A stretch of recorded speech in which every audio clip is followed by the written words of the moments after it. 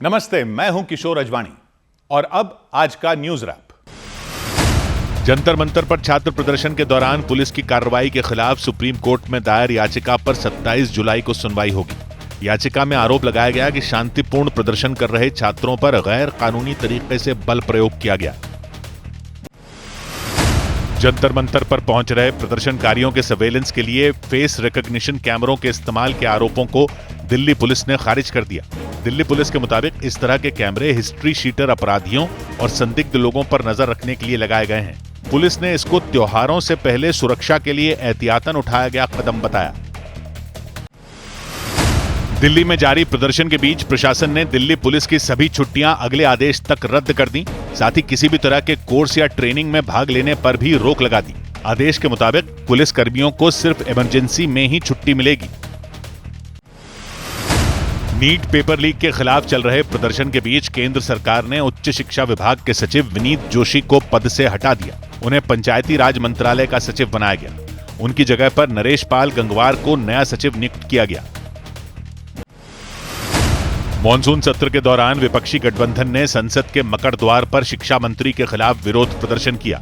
उन्होंने शिक्षा मंत्री धर्मेंद्र प्रधान के इस्तीफे की मांग की। प्रदर्शन में प्रियंका गांधी और मल्लिकार्जुन खड़गे भी मौजूद रहे। नौकरी छोड़कर जंतर मंतर के प्रदर्शन में शामिल होने का ऐलान करने वाले उत्तराखंड के पुलिस कांस्टेबल पर एक्शन हो गया।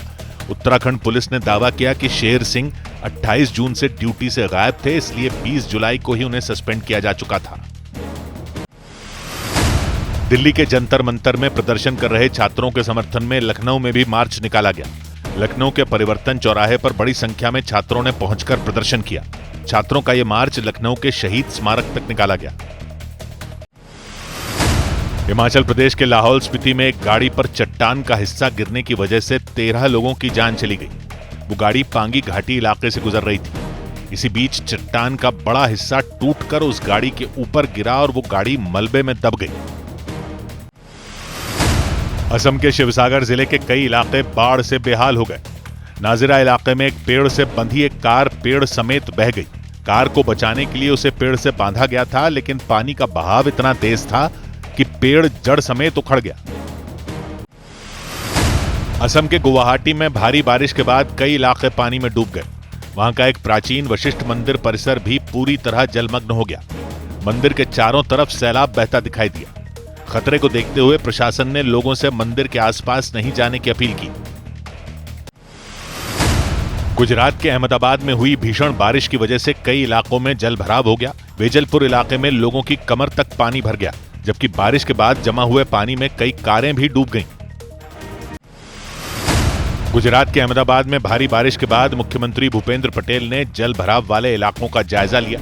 उन्होंने वहां रहने वाले लोगों से बातचीत की, साथ ही अधिकारियों को राहत और बचाव अभियान तेज करने के निर्देश दिए। गुजरात के अमरेली में पानी के तेज बहाव में फंसे एक मोटरसाइकिल सवार की जान बचाई गई। मोटरसाइकिल चला रहा लड़का उफनती लहरों के बीच रास्ता पार करने की कोशिश कर रहा था, लेकिन वो लहरों के साथ बहने लगा, जिसके बाद आसपास मौजूद लोगों ने उसे बाहर निकाला। गुजरात के महसाणा में भीषण बाढ़ में फंसे एक परिवार के 13 लोगों को बाहर सुरक्षित निकाला गया। पुलिस के जवान एक नाव की मदद से वहां पहुंचे और अपने कंधों पर बच्चों को उठाकर नाव तक पहुंचाया। राहत और बचाव में लगी टीमों ने फंसे हुए सभी लोगों को सुरक्षित जगहों पर पहुंचाया। जम्मू श्रीनगर नेशनल हाईवे पर रास्ता बंद होने के बाद रेलवे ने श्रीनगर और कटरा के बीच विशेष ट्रेन सेवा शुरू की। जम्मू श्रीनगर नेशनल हाईवे पर कई जगह पर पहाड़ खिसकने के बाद मिट्टी और पत्थरों का ढेर जमा हो गया और बड़ी संख्या में लोग वहां पर फंस गए, जिसके बाद यात्रियों की सुविधा के लिए रेलवे ने विशेष ट्रेनें चलाईं। कई राज्यों में लगातार हो रही बारिश के बीच मौसम विभाग ने महाराष्ट्र, राजस्थान और ओडिशा में अगले 4 दिन भारी बारिश का अनुमान जताया। मौसम विभाग ने पंजाब, हरियाणा, उत्तर प्रदेश और दिल्ली में भी बारिश का येलो अलर्ट जारी किया। उत्तर प्रदेश में कांवड़ यात्रा शुरू होने से पहले मेरठ में प्रशासन ने सुरक्षा के कड़े इंतजाम किए और हाईटेक कंट्रोल रूम भी तैयार किया। वहां कंट्रोल रूम से सीसीटीवी और एआई कैमरों के जरिए यात्रा की निगरानी की जाएगी। कांवड़ यात्रा 30 जुलाई से शुरू होने वाली है। पश्चिम बंगाल के मुर्शिदाबाद में पुलिस ने 7 बांग्लादेशी नागरिकों को हिरासत में लेने का दावा किया। पुलिस के मुताबिक वो बांग्लादेशी नागरिक खेत के रास्ते अवैध तरीके से बांग्लादेश में घुसने की कोशिश कर रहे थे। आरजेडी नेता मृत्युंजय तिवारी पार्टी छोड़कर बीजेपी में शामिल हो गए। पटना में बिहार बीजेपी के अध्यक्ष संजय सरावगी ने मृत्युंजय तिवारी को बीजेपी की सदस्यता दिलाई। उन्होंने उनके साथ आरजेडी छोड़ने वाले कुछ और नेताओं को भी बीजेपी की सदस्यता दिलाई। सुप्रीम कोर्ट ने बिना इजाजत किसी भी सुनवाई की वीडियो ऑडियो रिकॉर्डिंग को सोशल मीडिया पर पोस्ट करने पर रोक लगा दी। कोर्ट ने लाइव स्ट्रीम के वीडियो के गलत इस्तेमाल पर सख्त आपत्ति जताई। हालांकि कोर्ट ने साफ किया कि यह नियम मीडिया संस्थानों की सामान्य खबरों पर लागू नहीं होगा। मीडिया संस्थान पहले की तरह कोर्ट की कार्यवाही की रिपोर्टिंग कर सकेंगे।